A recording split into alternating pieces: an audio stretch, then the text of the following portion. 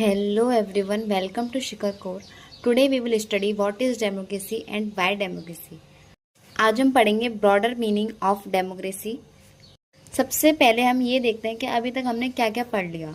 Democracy a form of government. Democratic ऐसे form of government है जिसमें people do not rule directly, जिसमें लोग तो डायरेक्टली रूल नहीं करते हैं but they choose representatives through elections, लेकिन वो अपने रिप्रेजेंटेटिव्स को चूज करते हैं इलेक्शंस के द्वारा। And these representatives take decisions on behalf of people. और ये जो रिप्रेजेंटेटिव्स होते हैं ये डिसीजंस लेते हैं किसके बिहाफ पे?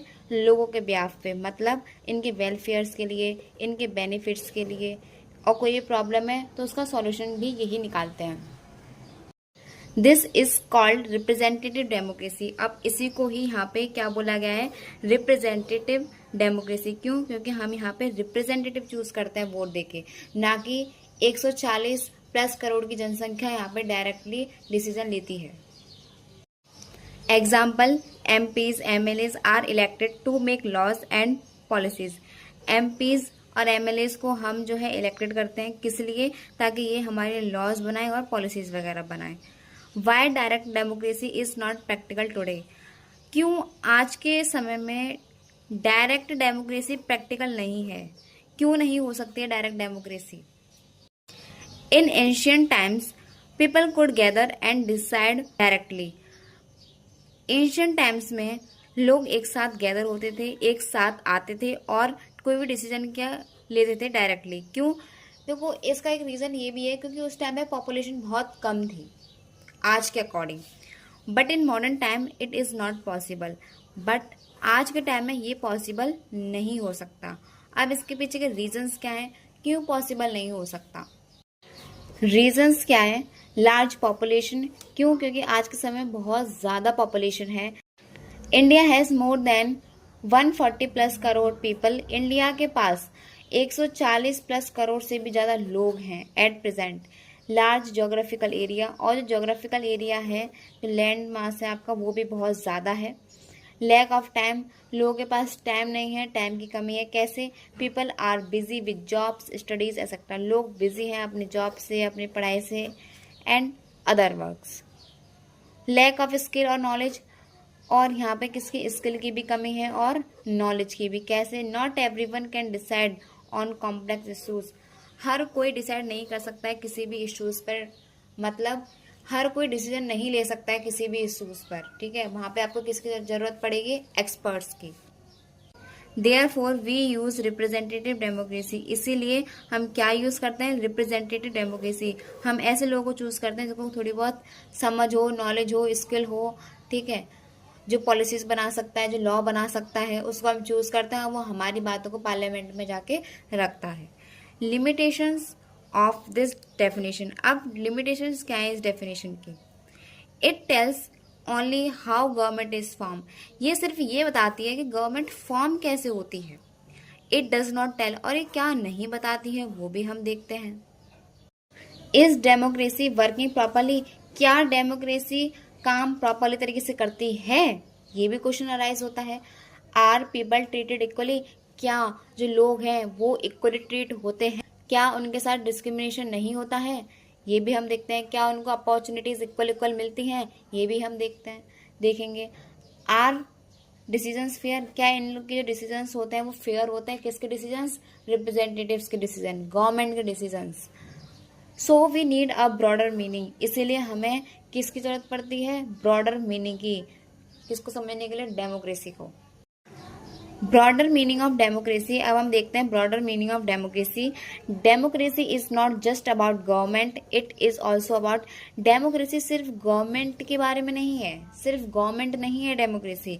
ये और भी कई बातें करती है, जैसे हाउ डिसीजन आर टेकन, कैसे डिसीजन लिया जाता है। हाउ पीपल आर ट्रीटेड, लोगों को कैसे ट्रीट किया जाता है। How equality and participation work in society, कैसे इक्वलिटी और पार्टिसिपेशन का जो है महत्व होता है कहाँ पर? सोसाइटी में। इसका क्या इम्पैक्ट है सोसाइटी में। Democracy in daily life. अब हम देखते हैं डेमोक्रेसी को अपने डेली लाइफ में। We use the word democracy in many situation. हम यूज करते हैं डेमोक्रेसी वर्ड को बहुत सारी सिचुएशंस में। कैसे? एग्जाम्पल देखते हैं हम फैमिली का। We are a very democratic family, we sit together and take decision. हमारी फैमिली ना बहुत डेमोक्रेटिक है। कैसे? हम एक साथ बैठते हैं और एक साथ ही हम डिसीजन लेते हैं, सब अपनी अपनी राय देते हैं फैमिली के अंदर। इससे क्या मीनिंग निकल के आता है? एवरीवन्स ओपिनियन मैटर्स, सबके ओपिनियन यहाँ पे मैटर करते हैं। Decisions are taken by discussion and concern. जो भी डिसीजन लिया जाता है वो कैसे लिया जाता है? डिस्कशन होता है और कंसर्न होता है। सब एक साथ बैठते हैं, सब अपने अपने ओपिनियंस देते हैं और फिर एक नतीजे पर पहुंचते हैं। एग्जाम्पल सेकंड देखते हैं हम स्कूल का। Teacher should allow student to ask question. Teacher जो होती हैं वो अलाउ करते हैं स्टूडेंट को कि क्वेश्चंस भी पूछ सकते हैं। अब इससे क्या मीनिंग निकल के आता है? Student should have freedom. Students के पास फ्रीडम है। नॉट स्ट्रिक्ट और वन साइडेड अथॉरिटी, कोई भी यहाँ पे स्ट्रिक्टनेस नहीं है और ना ही वन साइडेड अथॉरिटी है।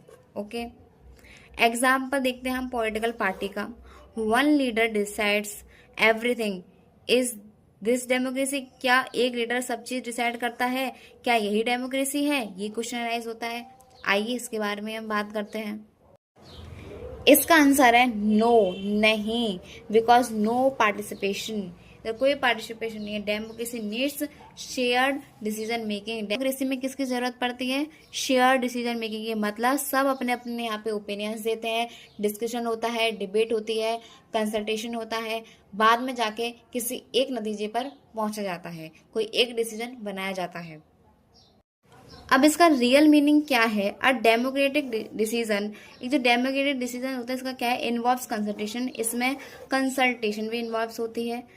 Take concern of people affected, कोई भी डिसीजन बनाने से पहले उन लोगों की राय जरूर लेना जिस डिसीजन से उन लोगों पर क्या पड़ेगा? प्रभाव पड़ेगा। Gives equal respect to all opinions, और ये क्या देती है? इक्वल रेस्पेक्ट देती है सबके ओपिनियंस को। Democracy as an ideal, democracy हमारा आइडियल है। कैसे?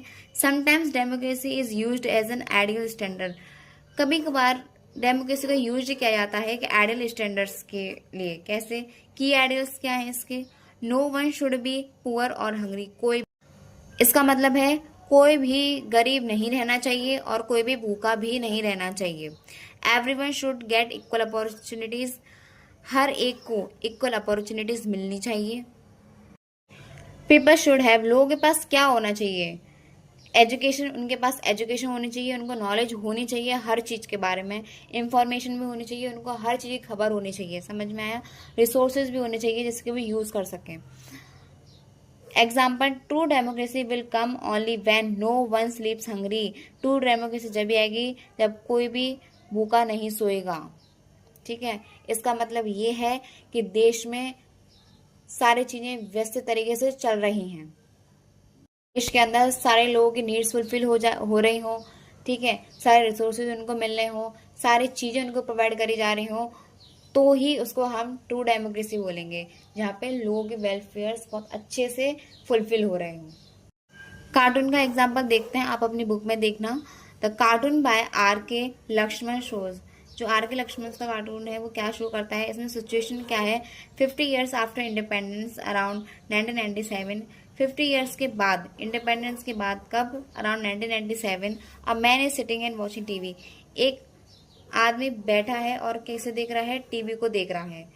What is shown on TV, और क्या दिखाया जा रहा है टीवी पर? Unity, democracy, scholarism, equality, economic progress, मतलब देश की जीडीपी का इंक्रीज होना। ठीक है, समानता, नो डिस्क्रिमिनेशन। सेक्युलरिज्म का मतलब होता है सभी धर्मों को एक जैसा मानना, किसी भी धर्म में भेदभाव नहीं करना। डेमोक्रेसी का मतलब होता है आपका वही वोटिंग राइट्स आपके पास होनी चाहिए। यूनिटी मतलब एकता होनी चाहिए आपके अंदर। ठीक है, ब्रदरहुड की फीलिंग होनी चाहिए एक दूसरे के प्रति। रियलिटी, रियलिटी क्या है? पीपल स्टिल लैक, लोगों के पास अभी भी किसी की कमी है। वाटर, फूड, शेल्टर, हॉस्पिटल, लोगों के पास अभी भी हर जगह पानी की सुविधा नहीं है, हर किसी पर खाने की सुविधा नहीं है। शेल्टर, हर किसी के पास खुद की छत नहीं है रहने के लिए। हॉस्पिटल, लोगों के लिए अभी भी यहाँ पे हॉस्पिटल्स में इलाज नहीं मिल रहा है उनकी बीमारी के लिए। अब इससे क्या मैसेज आता है? इंडिया हैज मेड प्रोग्रेस, अब इंडिया प्रोग्रेस कर रहा है, but basic needs are still not fulfilled, लेकिन बेसिक नीड्स तो अभी भी फुलफिल नहीं हो पा रही हैं लोगों की। So democracy is not fully successful yet. So इधर आकर डेमोक्रेसी फुल्ली सक्सेसफुल नहीं होती है। अब हम देखते हैं Gram Sabha. It small villages people can sit together take decision directly. छोटे छोटे जो विलेजेस होते हैं, गांव होते हैं, उसमें लोग एक साथ बैठते हैं और सारे डिसीजंस को लेते हैं, डायरेक्टली ही ले लेते हैं। तो गांव की इतनी ज़्यादा पॉपुलेशन नहीं होती है। This is closer to direct democracy, और ये क्लोजर है किसके? डायरेक्ट डेमोक्रेसी के। आई होप आपको ये वीडियो अच्छी लगी हो, सबको समझ में आया हो। लाइक करें, सब्सक्राइब करें and thank you so much.